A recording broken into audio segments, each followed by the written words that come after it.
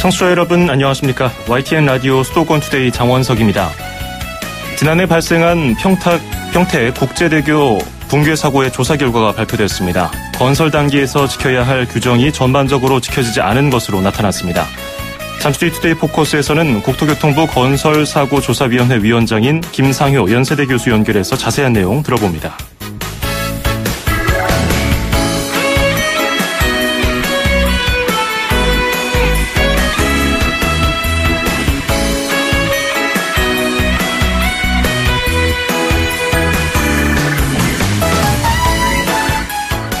오늘 아침 앵커가 뽑은 수도권 뉴스입니다. 경기도 교육청이 31일까지 25개 교육지원청 학교폭력 담당 부서 간담회를 진행한다고 밝혔습니다. 학교폭력 갈등 조정 자문단 구성 운영, 그리고 교육지원청별 학교폭력 현안과 민원 사례 공유, 생활인권교육 운영계획 수립을 위한 현장 의견 수렴 등이 주요 안건인데요. 현장의 목소리, 학생의 목소리도 잘 듣고 교사와 학생 모두에게 도움이 되는 정책 아이디어가 나왔으면 좋겠습니다. 5의 When the Lights Go Out 띄워드리면서 2018년 1월 18일 수도권 투데이 시작합니다.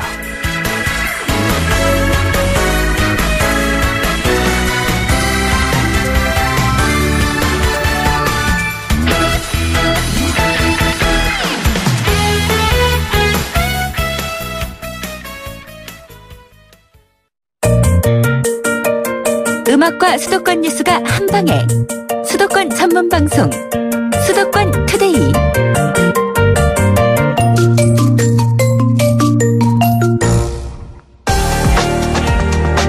투데이 포커스. 지난해 8월 평택 국제대교 교량 붕괴 사고가 발생했습니다. 이후 건설사고조사위원회가 구성돼서 사고 원인 조사에 나섰는데요. 어제 결과가 발표됐습니다. 역시나 일어나지 않을 수 있던 사고로 보이는데요. 평택국제대교 건설사고조사위원회 위원장인 김상효 연세대 사회환경시스템공학부 교수 연결해서 관련 내용 들어보겠습니다. 김 교수님 안녕하세요. 네, 안녕하세요. 예, 지난해 8월 26일에 경기도 평택에 있는 건설 중이던 평택국제대교의 상판 4개가 갑자기 아래로 떨어지는 사고가 발생했는데요. 이제 붕괴한 상판 4개는 교각 6개가 지탱하고 있었고 이 가운데 1개가 무너지면서 상판 4개도 함께 무너져서 한 20여 미터 아래 호수로 떨어졌는데요. 사고 당시 인명피해는 없었고요. 여기까지는 이제 이미 다 알려진 사실이니까 제가 짧게 언급을 했습니다. 건설 단계별로 문제점을 살펴보기에 앞서서 구조적으로 왜 무너졌습니까? 구조물은 이제 위에 저희가 상부 구조라고 부르는 자동차가 다니는 구조가 있는데요. 예. 그 구조를 구성하는 게 이제 길게 된 3개의 벽체가 이제 힘을 받쳐주는 형태로 되어 있습니다. 예. 근데 3개 벽체 중에 받침을 2개만 받쳤어요. 한 개를 받치지를 않았는데 그걸 받친 것까지 다 3개가 같이 받치는 것으로 이제 생각을 하고 안전 검토를 했는데 실제로 받침이 없는 그것은 시공 중에는 이제 힘을 받아주지를 못해가지고 부족했던 거죠. 받치는 강도가. 그래서 이제 무너지게 됐습니다. 예. 상판, 교각 이런 평소에 잘 쓰지 않는 단어가 있어서 제가 쉬운 말로 좀 풀어보면은 기둥이 제대로 받쳐지지 않은 상태에서 위에다 물건을 올리니까 이게 무너져 내린 건가요? 기둥은 이제 받쳤는데요. 그 위에 구조물을 기둥 위에다가 뭘 이렇게 받침이라고 저희가 부르는데 받침을 받쳐놓고 그 위에다가 올리게 됩니다. 그래 이게 밀어내는 식으로 시공을 하는 거거든요. 공장에서 만들어가지고 밀어내는 식으로. 그렇기 때문에 이제 위에 잘 밀려가라고 받침이 있어야 돼요. 근데 그 받침을 이제 3개가 받쳐져야 되는데 설계할 때는 3개가 받쳐지는 것 같이 생각을 하고 했는데, 설계에서도 이제 1개를 빼먹고, 계산할 때만 이제 3개가 다 받쳐지는 것 같이 생각을 했고, 그렇게 해서 시공 과정에서도 이제 받침을 2개만 받친 상태에서 밀어내다 보니까, 이제 받치는 힘이 부족한 거죠. 그렇군요. 그래서 무너졌습니다. 그러니까 상판, 차량이 오갈 그 도로 조각조각 낸 것을 다리 위에 올려야 되는데 그것을 들어서 그냥 얹어놓는 게 아니라 옆에서부터 조금씩 밀면서 다리를 만들어가는군요. 내는 겁니다. 예. 그게 호수가 돼서 들어올리기가 이제 불가능하니까 아하. 이제 한쪽에 찌에서 만들어가지고 쭉 계속 밀어서 보내는 거예요. 그래서 잘 밀려가라고 이제 밑에 받침이 설치가 되는데 그 받침 자체를 계산할 때는 벽체가 3개가 있어서 3개가 다 힘을 받는 걸로 계산을 하고는 받침은 2개만 설치를 해준 거예요. 그러니까 이제 힘이 부족했던 거죠. 받침이. 그렇군요. 지지해주는 받침이 좀 부실했다. 구조적으로는 그런 핵심 원인이 있었는데요. 붕괴 사고에. 그러면 관리 당국, 시공사, 하청업체 여러 관계자들이 얽혀 있는데 누가 가장 잘못을 한 겁니까? 종합적이죠. 그러니까 설계 단계에서 이제 받침을 2개만 해줬으니까 시공하는 사람들은 사실 시공하는 사람들은 이제 설계를 받으면은 구조적인 검토를 한번 해야 되거든요. 그리고 그 정도는 그렇게 어려운 얘기가 아니거든요. 벽체가 3개가 있으면 3개를 받쳐주든지 그래야 되는데 2개가 돼 있으면은 이상하다 생각을 하고 이제 검토를 다시 한번 해야 되는데 의무가 있어요. 그 시공자가. 근데 이제 시공자는 또 우리 일반적으로 설계자가 잘 했겠지 하고 그냥 생각 없이 그렇게 한 것 같아요. 왜냐면은 다 전문 기업이고 전문가들이 투입됐을 텐데 이런 SOC 사회간접사범 건설에 있어서는 좀 다를 거라고 생각했는데 이번에 들여다보니까 너무 지적사항이 많아서요. 다른 공사는 운이 좋았던 건가 아니면 기본을 잘 지켰던 건가 이렇게 의구심이 들 정도였습니다. 공사 단계별로 좀 짚어보겠습니다. 먼저 설계에서는 어떤 문제가 발견되지 않았나요? 설계에서 그러니까 처음부터 그 받침을 3개를 받쳐줘야 되는데 2개만 이제 받친 거고 그게 이제 다 완성이 되고 나면은 사실은 이제 마지막에는 또 벽체가 죄송합니다. 괜찮습니다. 마지막에는 벽체가 쳐지는데 그렇게 되면은 받침이 2개만 있어도 사실은 또 되는 구조예요. 다 완성되고 나면은. 근데 이제 밀어내는 과정에서는 그 마지막에 설치되는 벽체를 설치를 할 수가 없는 관계로 이제 그 받침이 3개가 들어가서 밀어내야 되는데 아니면은 양쪽에 받치는 2개 벽체가 굉장히 튼튼해야 되는데 그러지 못한 거였죠. 그러니까 3개가 다 힘을 받아준다고 생각을 하고는 받침은 2군데만 했는데 그 2개만 받쳐지는 벽체가 튼튼하지가 못했기 때문에 이제 사고가 난 건데 이제 시공자는 설계자가 그렇게 했으니까 아마 그 2개 벽체가 튼튼히 받아주나 보다 하고 생각을 했을 것 같아요. 그 2개가 굉장히 튼튼하면은 1개가 안 받쳐줘도 관계가 없어요. 그런데 이제 2개 처음에 설계할 때 3개가 받쳐지는 걸로 설계를 해놓고는 2개만 실제로는 받쳐놨으니까 그 힘이 못 받아주는 거를 시공자가 이제 그걸 감지를 못한 거죠. 그러니까 설계를 잘 했겠거니 이렇게 생각을 한 건데, 근데 그렇게 좀 의문이 들면 조금이라도 문제가 생길 것 같으면은 설계 단계에서부터 아예 좀 지적을 하고 함께 이거 문제점에 대해서 해야 되는데 왜 중단이 안 되고 계속 공사가 진행됐을까요?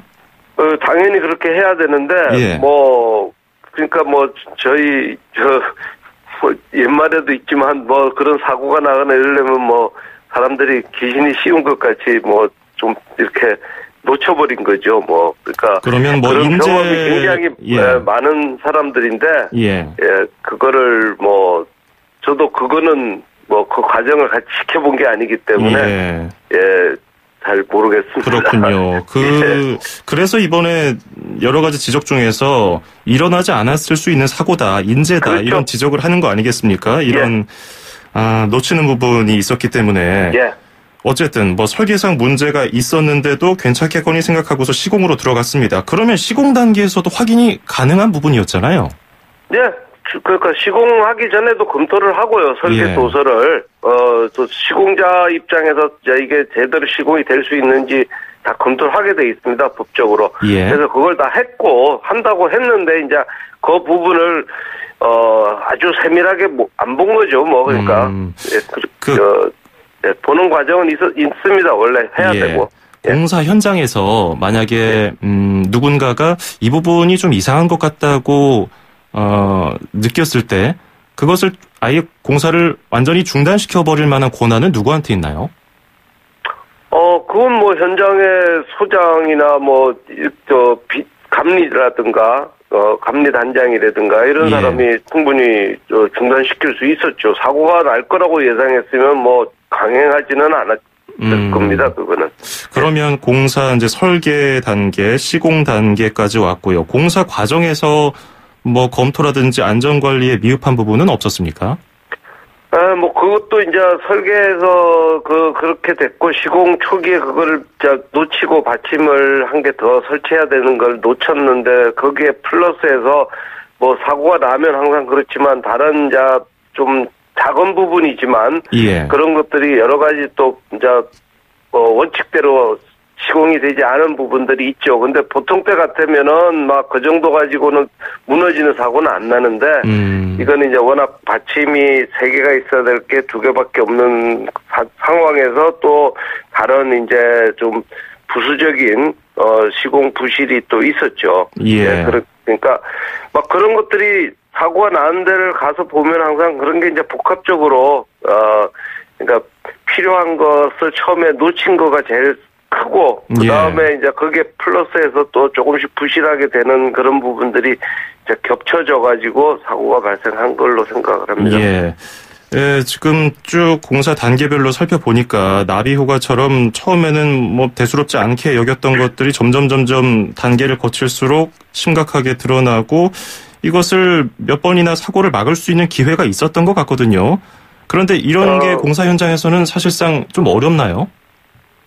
어렵지는 않습니다. 그런데 이제 여기가 공사를 하는 현장에 가면은 시공하는 사람과 그걸 감리하는 감독이라고 할까요? 그걸 감리한다고 하는데 그 사람들이 있는데 그 인원들이 사실 굉장히 부족했어요. 그래서 공사 현장이 굉장히 상황이 좀 시공하기도 힘들고 감독하기도 힘듭니다. 호수 위를 지나가기 때문에. 그러다 보니 그 사람들이 투입된 인원이 너무 특히 감리가 너무 투입 인원이 적었어요. 그래서 그게 이제 법적으로 정해진 투입 인원입니다. 어떻게 보면은 그렇게 되는데 그게 좀 현실적이 못 되고 그래가지고 저희가 이번에 보고서에도 건의사항으로 이제 앞으로 개선돼야 된다고 하는 걸 써냈는데 그런 감독을 할 수 있는 인원이 너무 적게 투입돼 있고 하다 보니까 세밀하게 관리를 잘 못한 거죠. 결국은 어쨌든 자기네가 관리를 하겠다 그러고 그게 공사에 참여를 했는데 못했으니까 거기에 대한 응당한 처벌을 받게 되는데 앞으로는 좀 개선을 국가적으로 해야 된다. 이게 공사의 종류나 상황에 따라서 투입되는 인원이나 이런 것이 조정이 돼야지 그냥 단지 공사비만 가지고 계산을 해가지고 투입 인원이 정해지니까 그러니까 공사비가 100이면 여기 1명 200이면 2명 이런 식으로 산술적으로 계산이 돼가지고는 안 된다.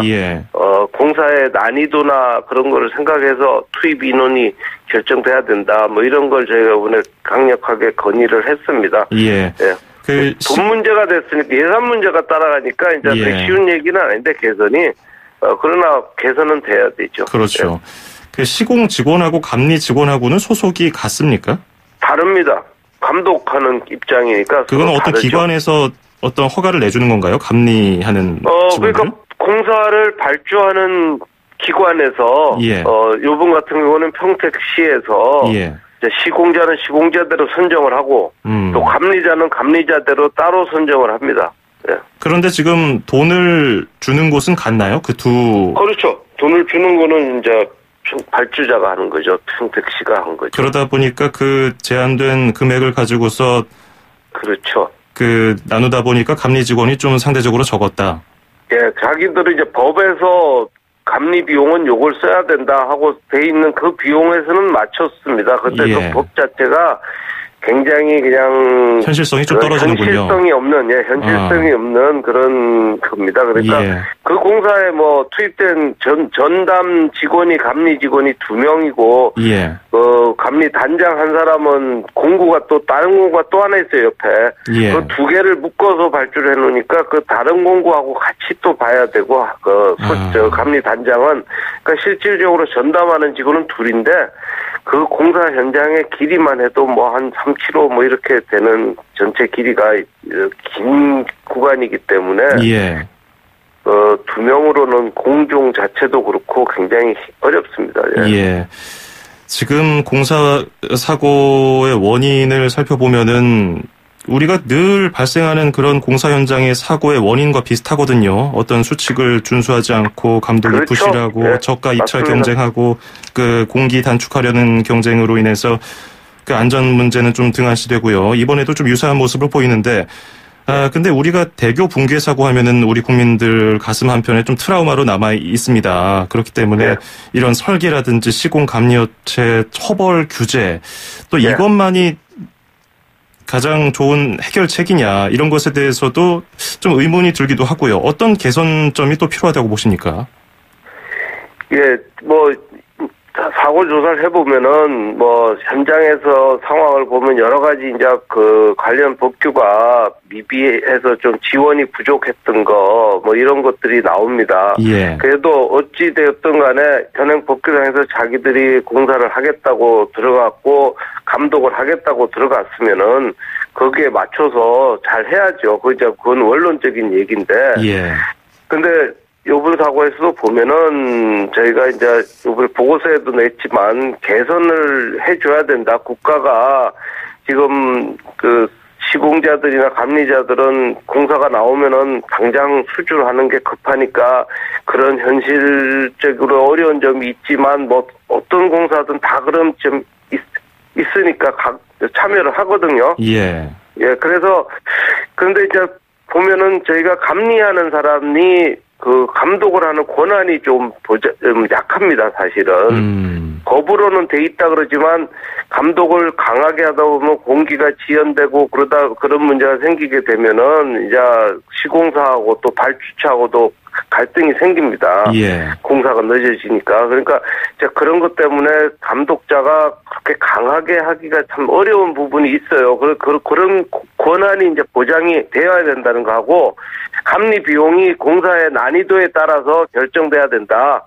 그냥 공사 금액만 가지고 결정돼서는 안 된다 하는 겁니다. 그래서 그런 것들을 설계 단계에서 이제 이 공사는 난이도가 어려운지 쉬운지는 설계자가 잘 아니까 설계자들이 이거는 감리 인원이 이 정도 투입돼야 된다 하는 거를 계획해서 제안을 같이 할 수 있지 않겠나 그런 걸 건의됐고요. 그다음 하나는 지금 시공 현장에서 시공사들이 경영 합리화라는 명목으로 비정규직을 많이 씁니다. 그래서 안 그러면은 이제 정규직을만 갖고 운영을 하면은 공사가 끝나고 그다음 공사가 연결이 안 되면은 본사에 와서 몇 달씩 쉬어야 되는 문제가 생기니까 이 사람들이 비정규직을 많이 씁니다. 현채직이라고 현장 채용직이라고 하는데요. 그런데 그 또 현장 채용직들을 주로 어디 투입하는 거면 시공학 저희가 이제 공사라는 업무가 있고 품질을 관리하는 업무가 있는데 그게 다 현장에서 뛰어야 되는 업무입니다. 그러니까 그런 게 좀 사실 현장 근무자 중에서 힘든 업종이 되겠죠. 그러니까 비정규직을 주로 거기다가 배치하고 자기네 정규직은 돈 관리나 하고 발주처하고의 어떤 서류 업무나 하고 하는 데만 투입을 시킵니다.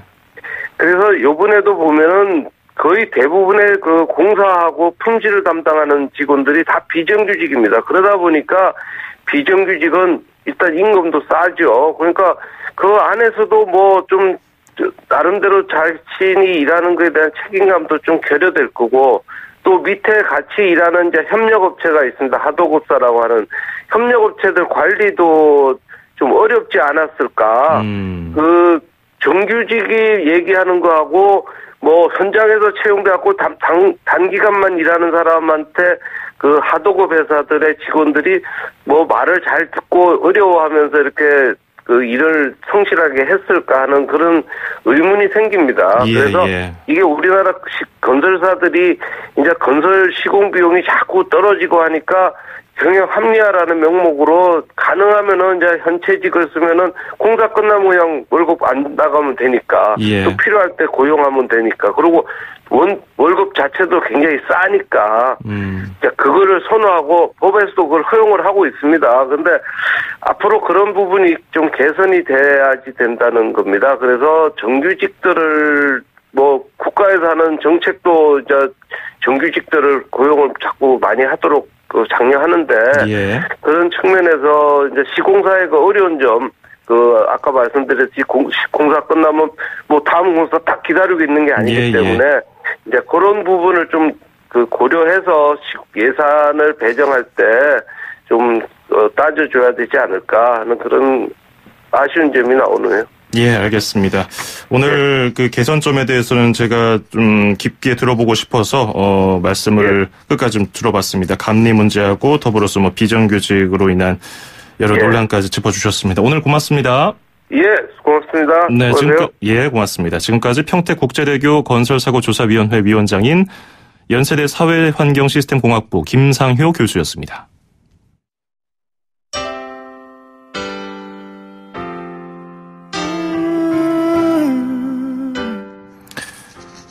브라이언 맥나잇이 부르는 Thank You for Saving My Life 듣고요. 2부에서 뵙겠습니다.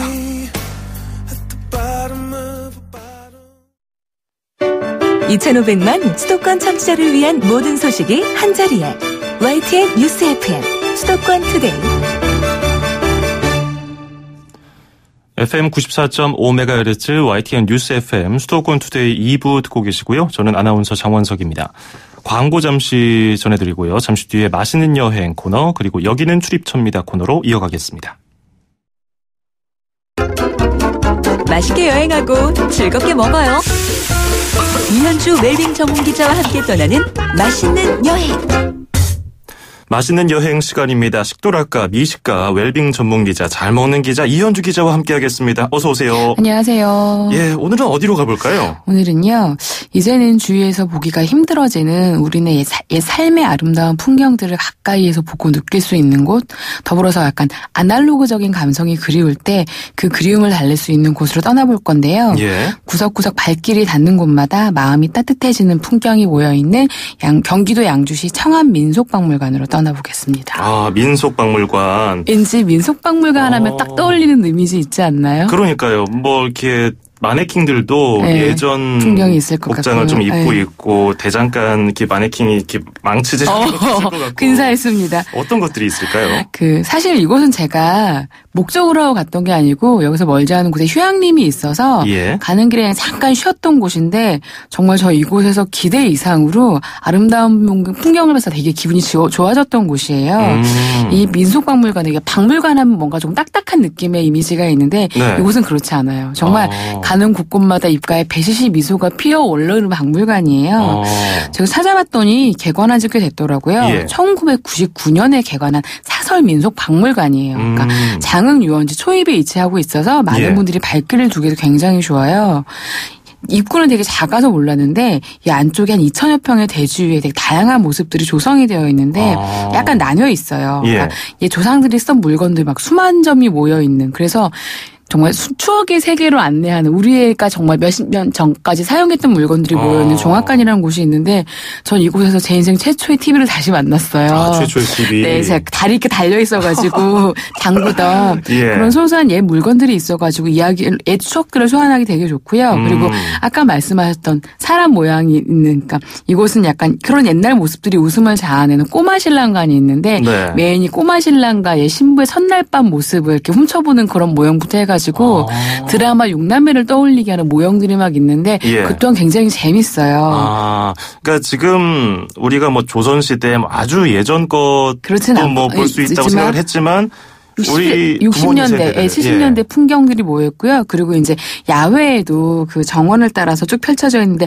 옛날 다방의 모습 그리고 지금은 사라진 비둘기호 기차칸도 모여 있어서 그 모형도 만들어져 있고 뭐 중간에 옛날 문방구도 있고 교복을 입고 사진을 찍을 수 있는 공간도 있고 그리고 옛날 막 그 50, 60년대 구두 닦기, 어린 아이들 구두 닦기에서 구두 닦는 모습이라던가 그런 풍경들이 약간 세트장처럼 되어 있어서 사진을 찍기에도 굉장히 예쁘고 어린아이한테는 엄마 아빠 어렸을 때는 이랬고 또 부모님과 같이 가면 부모님이랑 우리가 저때 저랬었어 하면서 옛 추억을 계속 소환하면서 이야기꽃을 피우기가 굉장히 좋은 곳이에요. 맞아요. 자녀들 데리고 가도 참 좋을 것 같은데요. 네. 지금 뭐 30, 40대 이런 연령대들이 예전에 뭐 1988이라든지 네. 뭐 그 드라마를 보면서 추억을 되돌렸었는데 그거보다 좀 더 선배 세대들에게 추억을 되살릴 수 있는 그런 것들인가요? 그러기도 있고 제가 갔을 때도 제가 갔을 때도 제가 어릴 때 쓰던 물건들이 지금 사라진 것들이 굉장히 많아요. 근데 그 물건들을 볼 때마다 굉장히 반갑더라고요. 그래서 제가 이거 잠깐 딜도 들어갔다가 2시간이 넘게 앉아있다 왔어요. 그 다리 달린 TV, 미닫이 그런 맞아요. 건가요? 그런 것도 있고 행할 물품들을 하나하나 보고 옛날에는 집집마다 부뚜막에 성냥이 진짜 많았잖아요. 그럼요. 그런 성냥의 모형들을 보는 것도 굉장히 반갑고 호롱불부터 해고 다양한 기기들을 보는 게 되게 재밌었어요. 그렇군요. 네. 그 주변에 아까 풍경도 설명을 해주셨는데 그 주변에는 또 즐길 거리가 뭐 없을까요? 이 장흥 유원 단지에는 주변에 이제 아트센터도 있고 뭐가 많은데 일단 이곳 자체가 아까 미송 박물관도 있는데 여기가 129래 소나무 숲도 있고요. 제가 갔을 때는 가을이어서 야생화가 피어 있었는데 봄부터 가을까지 야생화도 굉장히 많이 핀대요. 네. 근데 지금은 가면 그 예쁜 풍경들이 눈에 쌓여 있는 모습을 보실 수도 있으니까 눈 쌓인 날 또 찾아보시는 것도 굉장히 좋을 것 같고 다른 계절보다 사람들이 좀 적어서 호젓하게 둘러보시긴 더 좋을 것 같아요. 그리고 제가 추천드리는 것은 여기서 차로 한 20분만 해서 가면 휴양림이 하나 있어요. 국가에서 운영하는 휴양림도 약간 이게 아세안 휴양림으로서 각 나라별로 나라별 테마를 맞아가지고 이제 숙소를 그 모형을 만들어 놓은 곳인데 이것도 같이 겸하시면 외국 문화도 약간 접하시고 우리나라의 옛 문화도 같이 겸해서 즐겨보실 수 있을 것 같아요. 그렇군요. 네. 여기 가시기 전에 그 스마트폰에 용량 다 차신 분들은 좀 비우고 사진 많이 찍을 준비하고 가셔야겠어요. 사진 굉장히 많이 찍으시더라고요. 정말로. 그러니까요. 자, 이렇게 멋진 모습, 옛 추억을 떠올린 다음에 밥을 또 먹어봐야겠죠. 또 이 또한 예상치 않고 먹었던 곳이 하나 있는데 이곳 바로 옆에 한국식의 피자를 만날 수 있는 가게가 하나 있어요. 한국 피자? 한국식. 다른 어떤 곳에도 없는 피자가 있는데 일명 쑥피자를 맛볼 수 있는 곳이 바로 박물관 옆에 있어요. 쑥피자요? 네. 그러니까 보드라운에서 자국적이 않은 피자 도우에다가 쑥을 넣고 쑥향이 은은하게 배어 나오고 거기에다가 이제 고구마 필링을 넣어서 주시는데 약간 일반 피자랑 다르게 정말 어른들 남녀노소 누구나 좋아할 만한 맛의 음식이 있고 그 식당 자체도 되게 오래됐어요. 20년이 넘었대요. 그래서 약간 드라마 속에 나오는 경양식집의 분위기도 있는데 딱 여기 가셔갖고 그 피자를 드시기도 좋고 제가 추천드리는 메뉴는 정말 옛 추억을 떠올리게 하는 함박 스테이크도 경양식 약 경양 느낌이 있는데 그 또한 되게 재밌더라고요. 그리고 또 이 집에는 떡볶이하고 스파게티를 믹스해서 만든 남다른 메뉴가 하나 있어요. 근데 그것 또한 되게 재밌어서 그러니까 어린아이들도 그다음에 어르신들도 다 같이 가서도 약간 그 음식 문화를 같이 즐기기에도 크게 부담이 없는 곳입니다. 그렇군요. 오늘 굉장히 매력 있는 장소와 또 음식 메뉴까지 추천 잘 들었습니다. 고맙습니다. 고맙습니다. 네, 지금까지 이현주 기자였습니다.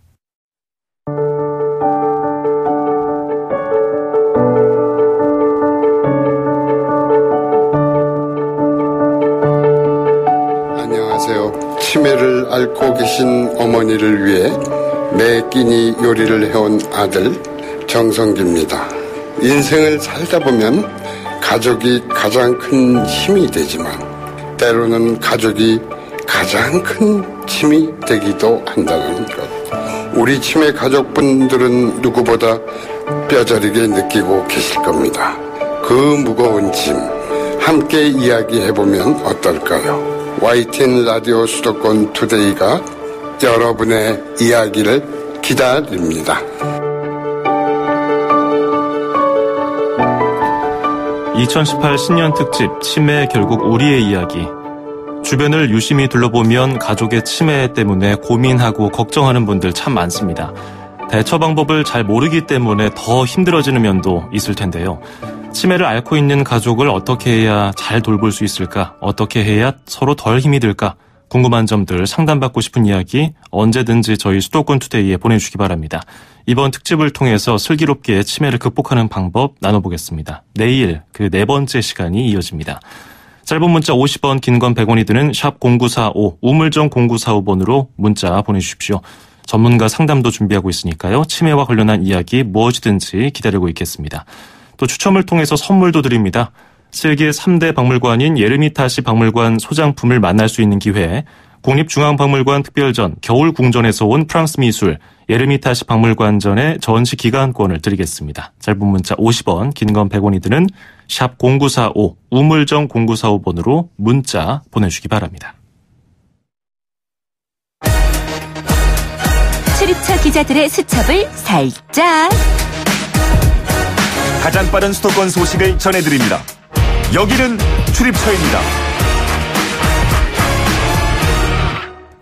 출입처로 가보는 시간, 오늘은 서울시청으로 가보겠습니다. YTN 홍주혜 기자와 함께하겠습니다. 안녕하세요. 네, 안녕하세요. 예, 연일 짙은 미세먼지 때문에 이번 주 월요일부터 참 답답합니다.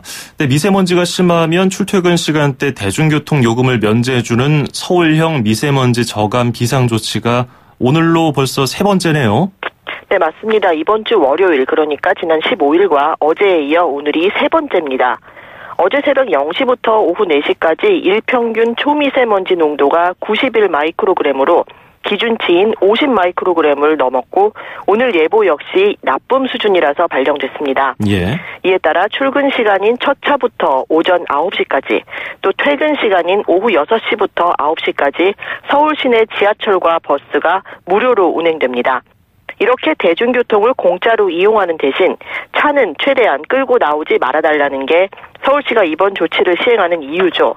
하지만 차량 이부제를 자율에 맡기다 보니 한계가 큽니다. 오늘 통계는 좀 기다려봐야겠지만 어제까지도 눈에 띄는 성과는 없었는데요. 예. 어제 출근길 서울시 14개 지점의 교통량은 평상시보다 1.7% 줄어드는 데 그쳤습니다. 박원순 서울시장은 미세먼지가 심한 날엔 차량 이부제를 강제할 수 있어야 한다며 중앙정부가 나서줄 것을 다음 국무회의 때 건의하겠다고 밝혔습니다. 그렇군요. 자, 그리고 위급 상황에서 구급차를 불렀는데 그 시간은 평소에는 짧은 시간일지 몰라도 정말 길게 느껴지지 않겠습니까? 그렇기 때문에 구급차가 어디쯤 오고 있는지, 언제 도착할지 몰라서 정말 발만 동동 구르는 경우가 많았는데, 신고자들을 어느 정도 안심시킬 수 있는 길이 열린다고요? 네, 이르면 올 하반기에 가능해질 일인데요. 예. 출동한 소방차나 구급차의 실시간 위치 정보와 출동 대원의 연락처 등을 신고자의 휴대전화로 전송하는 서비스입니다. 현재 기술 검토가 진행되고 있는데 하반기 구급차의 우선 시범 운영한 뒤 소방차로 확대할 전망입니다. 또 심정지 환자를 발견해 119에 신고하면 상담 요원이 가장 가까이 있는 자동 심장 충격기의 위치를 알려주는 시스템도 개발이 끝났습니다. 그리고 오는 6월부터는 구급차로 환자를 옮길 때 구급대원이 상황실을 거치지 않고 현재 사용 가능한 병상수와 전문의 유무 등 병원 정보를 바로 확인할 수 있게 됩니다. 이렇게 되면 병원에 도착했는데 상황이 바뀌어서 응급 환자를 다른 병원으로 다시 이송해야 하는 일이 사라질 것으로 보입니다. 아울러 구급차 뒷면에는 이송 중인 환자의 상태를 나타내는 LED 알림판을 설치해서 일반 차량의 양보를 끌어낼 계획입니다. 그렇군요. 지금 우리가 택시를 애플리케이션으로 예약을 하면은 택시 기사가 누구고 차량 번호가 뭐고 어디쯤 오고 있는지 확인할 수 있는데 이제 구급차도 그게 가능해지겠군요. 네. 자, 그리고 서울 관광시장이 중국인 관광객에 좀 몰렸던 면이 있어서 좀 그동안 한산했고 사드 여파 타격이 있었는데요. 그래서 시장 다변화 노력이 필요하다는 그런 지적에 노력들이 펼쳐지고 있다고요? 네, 서울시는 중국 일변도에서 벗어나 인도네시아와 필리핀, 말레이시아 등 10개국 현지에서 설명회를 여는 등 관광 마케팅을 활발하게 펼치고 있는데요. 예. 그 결실로 말레이시아 기업 임직원 1,200명이 이달에, 인도네시아 기업인 1,500명이 오는 3월에 서울로 단체 포상 휴가를 옵니다. 새해 들어 서울을 방문하는 첫 해외 기업 단체 포상 관광객입니다. 서울시는 기업회의나 인센티브 관광으로 서울을 찾는 외국인 단체 관광객 1명당 최고 3만 원씩을 지원하고 있습니다. 또 단체 관광객들이 서울에 머무르는 동안 좋은 추억을 남기고 이후 다시 방문할 수 있도록 환대 서비스도 제공할 계획입니다. 그렇군요. 이제 평창 동계올림픽이 개막까지 달력을 보니까 3주하고 하루 남았습니다. 성공 개최 염원을 담은 특별한 버스가 오늘부터 돌아다닌다고요? 네, 시내버스 전체를 평창올림픽 마스코트인 수호랑과 반다비로 꾸몄는데요. 스키와 컬링 등 동계 스포츠를 즐기는 수호랑, 반다비의 모습과 서울시의 응원 문구로 버스 전체를 감쌌습니다. 모두 69대고요.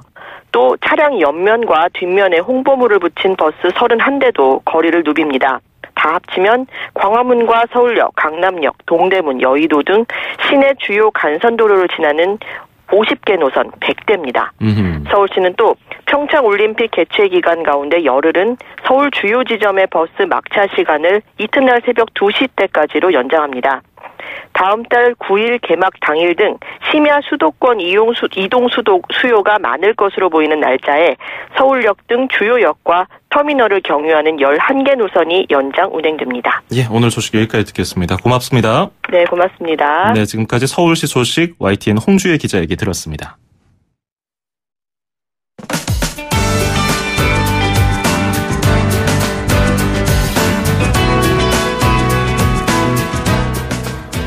(1월 18일) 수도권 투데이 마치겠습니다. 끝으로 심플리 레드의 스타즈 띄워드리면서 저는 인사드리겠습니다. 내일 아침 9시 10분에 뵙죠. 장원석이었습니다. 고맙습니다.